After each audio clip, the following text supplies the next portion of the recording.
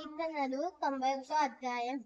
మహోన్నతుని చాటున నివసించువాడు, సర్వశక్తుని నీడను విశ్రమించువాడు. ఆయనే నాకు ఆశ్రయము, నా కోట, నేను నమ్ముకుని నా దేవుడని నేను యెహోవా గూర్చి చెప్తున్నాను. వేటగాని ఉదయంలో నుండి ఆయన నిన్ను విడిపించును, నాశనకరమైన తెగులు రాకుండా నిన్ను రక్షించును. ఆయన రెక్కలతో నిన్ను కప్పును, నీకు ఆశ్రయం కలుగును. ఆయన శిక్షలో కేడల్లో రానది.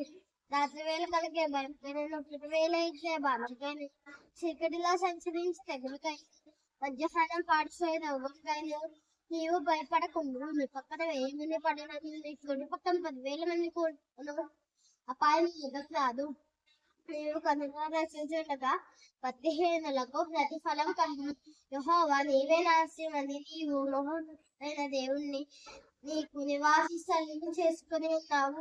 అపాయం ఏమీ నీ ఎదురు రాదు, ఏ తెగులు నీ గుడారము సమీపించదు.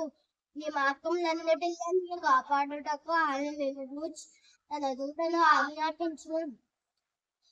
నీ పాదంలోకి రాయి తగలకుండా వారు తమ చేతుల మీద నిన్ను ఎత్తి పట్టుకొందురు. నీవు సింహములను, నాగపాములను తొక్కెదవు. నీవు కొదమ సింహాలను, భుజంగములను అనగతొక్కెదవు.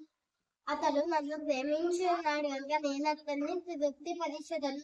అతడు నా నామమును ఎరిగి ఉన్నాడు కనుక నేను అతన్ని ఘనపరిచెదను. శ్రమలో నేను అతనికి తోడై ఉండును, అతన్ని విడిపించి అతన్ని గొప్ప చేసేదను. దీర్ఘాయు శ్వేత నేను అతన్ని తృప్తిపరిచెదను, నా రక్షణ అతనికి చూపించెదను. ఇచ్చిన వాక్యం దేవుడు దీవించి ఆశీర్వదించుతాడు.